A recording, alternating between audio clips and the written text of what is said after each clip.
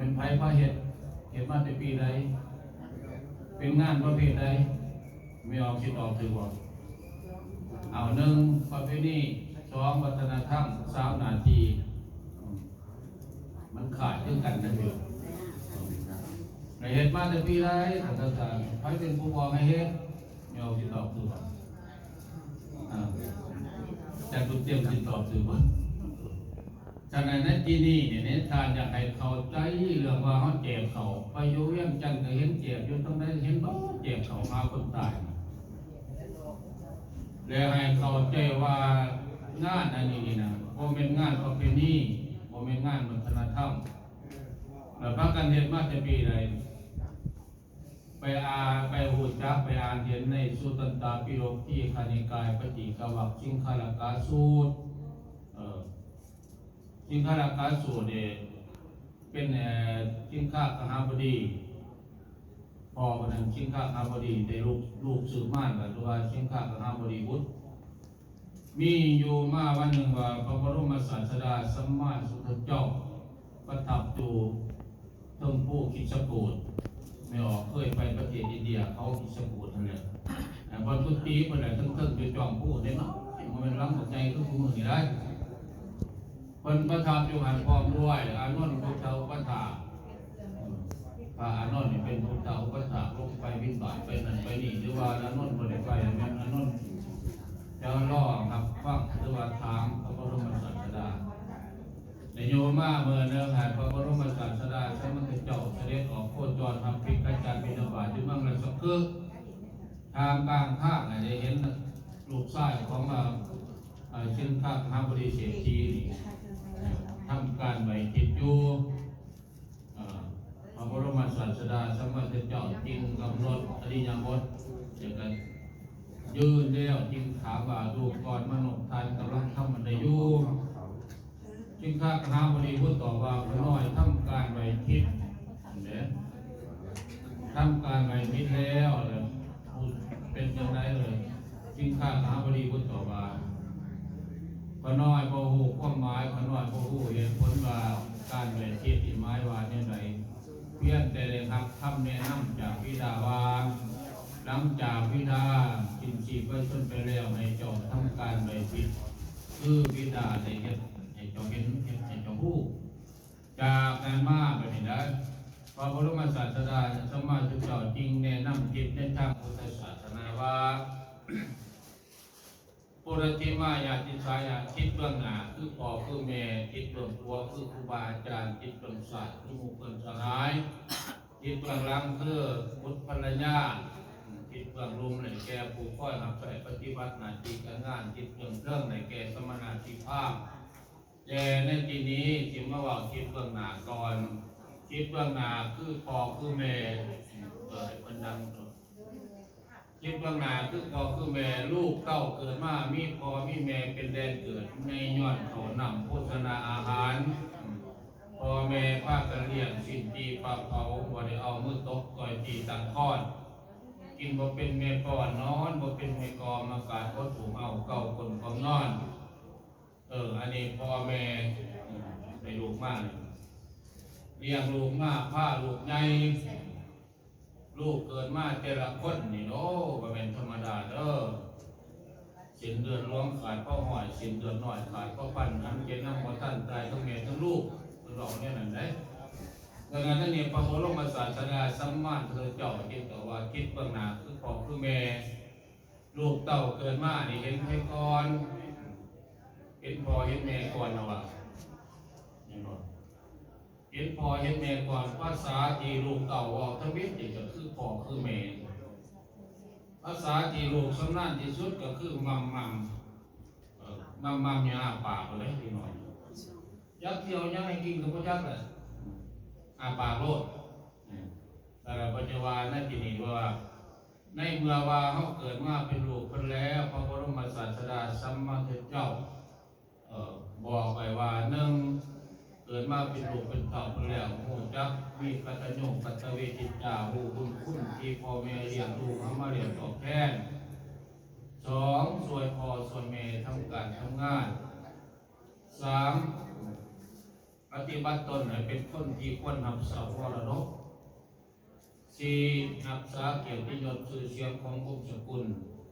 ห้าเมื่อพ่อแม่สิ้นชีพไว้ชนไปแล้วเฮ็ดบุญบุญจิตชวนบุญชวนกุศลไปให้อันที่เฮาเฮ็ดปัจจุบันนี่แหละเมื่อเพิ่นยังมีชีวิตเลี้ยงด้วยบุญเลี้ยงด้วยข้าวนำโภชนาอาหารยังในเมื่อว่ายังติดจิตวิญญาณจะเลี้ยงด้วยบุญอันนี้คือแม่นี่คนบ่ยังแล้วเป็นตนเป็นตัวของเพิ่นน่ะ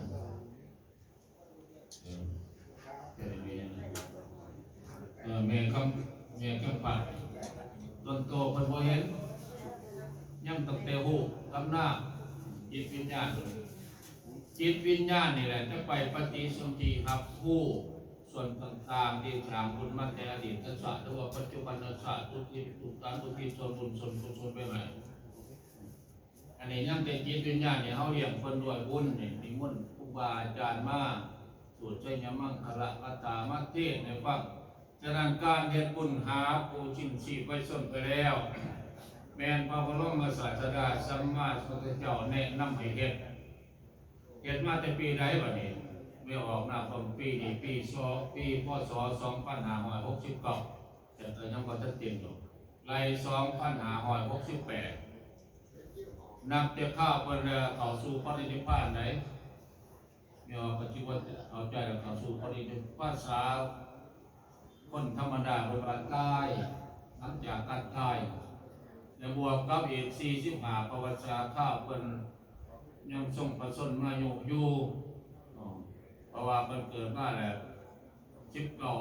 19ปีแต่งงาน26ปีออกบวช35ปีตรัสรู้เป็นพระราชาสมุทรเจ้า80ปีเสด็จลงเข้าสู่ปรินิพพานฉะนั้นอายุการที่เผยแผ่พุทธศาสนา45พรรษาบวกกันเบิ่ง2569กับ45เป็นเท่าไหร่เป็น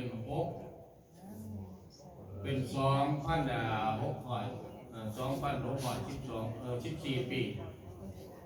คนบอกให้เฮาเฮ็ดบุญนำคนตายเฮ็ดบุญหาพ่อหาแม่มันรวมทั้งหมด2,614 ปีโอ้ยคันเป็นตีบ้านบ่เห็นมันซื่อๆอันนี้แหละให้เข้าใจว่าเด้อ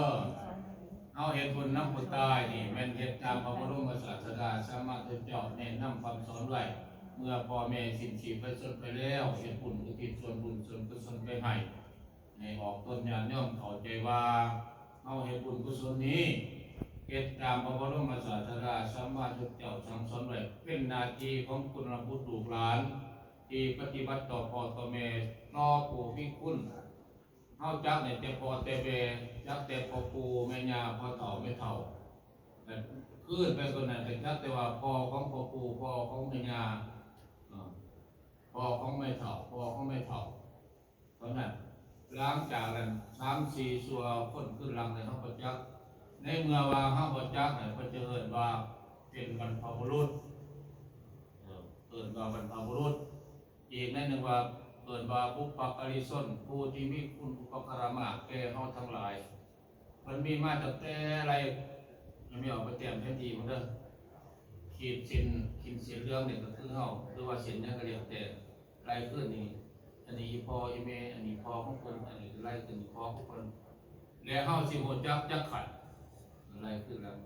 ไล่เมื่อไหร่เฮาจักแต่ว่าพ่อแม่แล้วก็เฮาเองเนี่ยลูกหลานเรียนหลอดลูกของหลอดเฮาสิมีโอกาสเห็นบ่เห็นฉะนั้นจึงว่าถ้าไม่ว่าเฮาบ่เห็นเขาก็ยังมีชีวิตเขาก็สิเฮ็ดให้เฮาคือเฮาเฮ็ดให้พ่อให้แม่ให้แก่บรรพบุรุษนี่แหละฉะนั้นขอให้เอาเพิ่นญาติโยม